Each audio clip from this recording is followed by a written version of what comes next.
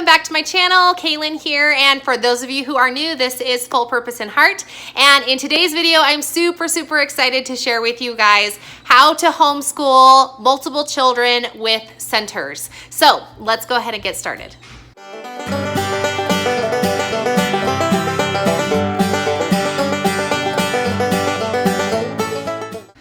Okay, so a super quick personal update for those of you who have been following along for a long time. This is my last week here at home. We are packing and moving for kind of a road schooling journey for the next 6 months. And so this is the last view of my piano and my home and everything. So anyway, things are going really good. We're just ready to move and kind of get going. So anyway, thanks for always your questions and checking in on us, and make sure that you subscribe if you're not, so you can follow along on our road schooling journey as we get started. So today I wanted to teach you guys a little bit about what I have learned about centers.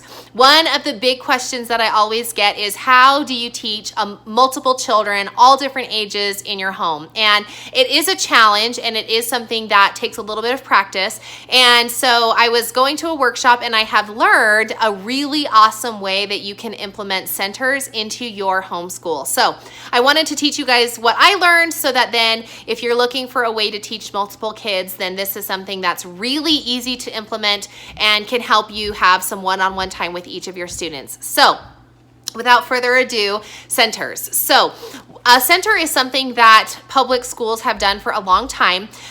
When you have a lot of kids, 30 or 40 students in a classroom, you divide them up into groups and you have them do different activities, different subjects in your classroom throughout a given period of time. So what you're going to need to do centers is you can get just like a piece of paper and just write like center 1, center 2, center 3 on them, and then designate different areas of your home where these centers are going to take place. It can be in your classroom, or maybe you do homeschool like in your kitchen / dining room / family room area. So just a way that you can kind of give your kids some independent space so that they can do their centers without being distracted by other students or other siblings that are in your schoolroom. Okay, so I have 8 center ideas that I can give to you, and kind of a little tip here is it does take some front-loading work. As the teacher, you're going to need to assign centers to each of your students in a different order. So you don't want 2 of your kids to be at the same center during the same time. So you just kind of sporadically, make it all go around. It doesn't have to necessarily be 1 through 8, but you can have, child A goes to center number 2, and then center number 4, and then center number 6, while child number B, or letter B, is going to be doing center 1, and then center 6, and then center 2. And anyway, so I have 3 kids, so my 8 centers give us a lot of time to be able to get some schoolwork with mom done. But if you have more children, if you have 5 or 8 or whatever, then you can kind of make sure that they're all rotating through their learning centers. Okay? All right, so without further ado, let me tell you about these center ideas. Okay, so center number 1 is a reading center. So somewhere in your home, usually it's going to be in a comfortable place. So if you have like a reading corner, I do not. I just do this on my couch, and I just put the sign on the window above the couch, and it just says center 1, read. And my kids, and then underneath I put 20 minutes. So my kids have a little timer, and they set it for the 20 minutes, and then they are going to sit there and they can read for 20 minutes. Now, I have a bunch of books that I put there. These are Usborne books, so there's a lot of fun, like, I used to have another one here, but anyway, a lot of fun reading that they can do here. If they're reading a chapter book, just kind of fun, independent reading. Now, on occasion, I have given assigned reading to my kids, but I have found it's not as successful. There's a lot of like dilly-dallying going on. So I do more often allow them to read whatever they want to read while they're in their reading center. And if I find that I'm glancing over there and they're not reading, or they're fooling around or getting distracted, then I'll just say, okay, you need to restart your timer. And then they just know that they have to start their 20 minutes over again. And it doesn't take very long, maybe like a month, before the kids start to realize that it's more advantageous for them to be able to finish their work quicker, to just get their work done and not dally off. So anyway, so center number 1 is reading, okay? Center number 2 is a writing center, and I have writing curriculums that you can use. This one is from The Good and the Beautiful, but Evan Moore also has handwriting, or you can do all about writing, or you can do a reason for handwriting. Like, there's all different kinds of handwriting curriculums that you can use. And so your student just grabs their book. You can either have like drawers that they pull it from, or if you have like cubbies you can put it in. I just set it on the desk, and then like they just know, my daughter just knows the green book is hers, my son knows the blue book is his, and they just open it up to the page that they were on, and they do their handwriting for the time that I have set. So usually it's a 15 minutes, okay? Sometimes it's 10, it just depends on the day, but for the most part, they try to stay handwriting for 15 minutes. Now, sometimes they can finish a full page and then they go on to the next one. Other times they, it's a harder thing, or they spend a lot of time on these drawings down here, which I think is fine because it's still that fine motor skill, practicing holding the pencil and the penmanship and all that kind of stuff. So, okay, so that's center number 2. Center number 3 is the art center. And I don't do any preparation for my kids' art center. All I do is I provide the supplies. So I'll have like pipe cleaners, glue, and buttons, and feathers, and construction paper, scissors, crayons, markers, everything that I have in my house. Essentially, I have some do-a-dot markers, I have watercolor paints, I have some, like, they're called I think they're called paint sticks, but it looks like a glue stick, but it's really just like paint, and that's a fairly clean way. But anyway, I just provide a bunch of stuff, and they have 20 minutes to create something. And one thing that I love about homeschool is that you can really culture some creativity on their own. A lot of times in like public school, when it's art time, then the teacher says, this is what we're gonna make. We're gonna make whatever, glitter ladybugs, or whatever it is that they're doing, and then that's their art project. But it's not exactly the creative sense that our brains can do when we're just given a bunch of art supplies and just say, just make something. I don't care what you make, just make something and make it look nice. So my kids have their art center, and again, it's 20 minutes, and it's non-directed at all. They just do what they want to do with it. So does it make a mess? On occasion it does, but I do try to keep the supplies a little less mess friendly. So I don't do glitter. We don't do like sand art. I have a bunch of colored sand. I don't do sand art with them. But anyway, and sometimes I'll get really fun and I'll like purchase a little art kit and I'll just leave it there, and then they can sometimes figure it out how to build those. So Oriental Trading has some really fun, inexpensive ones. So I look there sometimes to get stuff. So anyway, so that is center number 3, okay? Center number 4. Now this center is called the Your Goal Center, and the prep work that goes with this is at the very beginning of the school year. We will talk about something that my kids want to improve in. It may be like playing the piano, or maybe they'll want to improve their typing, or maybe they'll want to improve their drawing or coding or basketball, or whatever it is that they want to do. We kind of make a goal with them.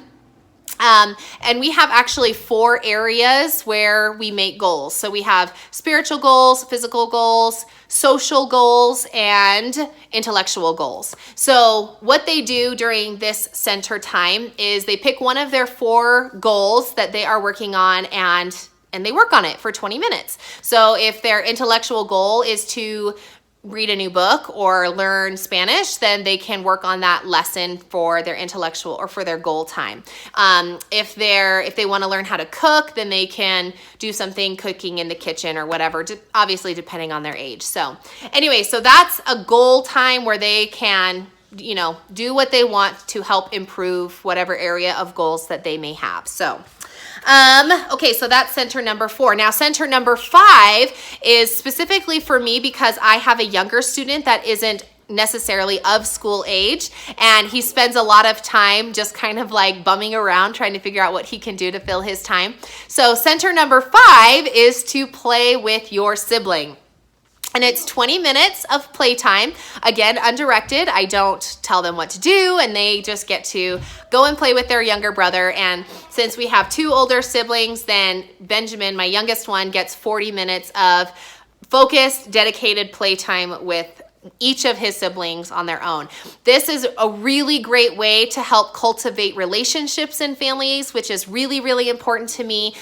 Sometimes my older two kids will kind of buddy around and my youngest will get kind of left behind. So having this center in our school will really help cultivate a relationship with their youngest brother independently. So that is what I am working on for that. So that is center number 5, okay? Okay, center number 6 is seat work. Now, this is going to be like your worksheet type activities where they're going to sit independently for 15 to 20 minutes and complete some seat work. So these are usually Evan Moore books that I have, and I've got like a whole plethora of them. And usually I try to get the ones that are like daily geography. So check my description box below and I will put a link to the Evan Moore daily series, but they'll have like daily geography, daily math, English fundamentals, anything like that where the kids can just practice some of those basic skills that are helping them kind of move forward in their lessons. That's what they're doing for their seat work.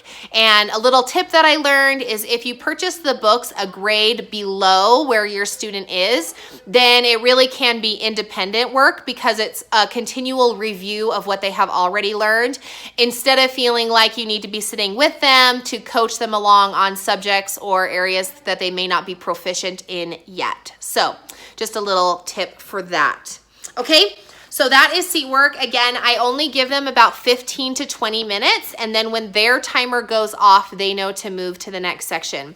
So number 7. Now, this is my math center, and so I have an area that has all of the math manipulatives as well as their lesson. There's a couple of different ways that you can do your math center. If you're just doing like math facts, then you can have the students do some kind of physical activity while they're doing their math facts, jumping on a trampoline or bouncing a ball, or if they have like a big foam pool noodle, then they can like hit the pool noodle against the couch or something like that. Any kind of movement where they're saying the math facts, then that can kind of help solidify them. I oftentimes will just give my student their math page, and then they just know that that's when they do their math work. And then I just give them the 20 minutes that they can do that. Okay, so the last center suggestion that I have is center number 8, and this is your time with mom. And this can vary in how much time you need, but I usually try to keep it between 30, 45 minutes, sometimes as much as an hour, just depending on how much I want to cover. But this is where I will have one-on-one teaching time. So with my younger daughter, I'm doing the Good and the Beautiful. So I will do her Good and the Beautiful lesson with her. I will discuss spelling with my son and kind of teach him math concepts that are coming up that he needs to learn. And then with my preschooler, this is when I do his daily learning notebook. So I'll do this with him and whatever letter of the day, like our little circle time and our little lesson that I do with him. So it gives me that opportunity to have one-on-one time with each of my kids and still know that they're getting those other boxes checked off that they need to for their school day. So now there's lots of ways that you can organize this. What I like to do, well, and I didn't bring it down here, but I just have a clipboard and it has all of my students' centers in the order that they need. I've also done it just like a little laminated kind of piece of paper, and they just know that they just go down the line, and then every time the bell rings, they go to the next center. And it only takes like 2 weeks or 2.5 weeks. And then they have it memorized and they know which center comes next. So I never switch the order of their centers. They always go to the same centers for the entire school year. And then, so that means they do have art every single day, and they do have reading every single day. And then as far as the time increments, usually the first week or the first 10 days, we kind of are trying to learn what time needs to be in each center before either A, my students get burned out and then they're not being productive anymore, or B, I give them too much time and so then they've already finished the activity, or then it just isn't working. Or if I'm not giving them enough time and they need to have a little bit more time to be able to finish what it was that I've given them. But I have found that 20 minutes usually seems to be kind of a happy place for us. Plus that gives me 40 minutes to an hour with my kids when it's their time to be in center number 8, so which is with me. So anyway, like I mentioned before, it does take a little bit of front loading on your part. So kind of how you organize it is you just write centers 1 through 8 on a piece of paper, and then you have some columns, and then you can just kind of fill in the bubbles to make sure that no kid is in the same center at the same time, and yet all of them are having the chance to do all of the centers.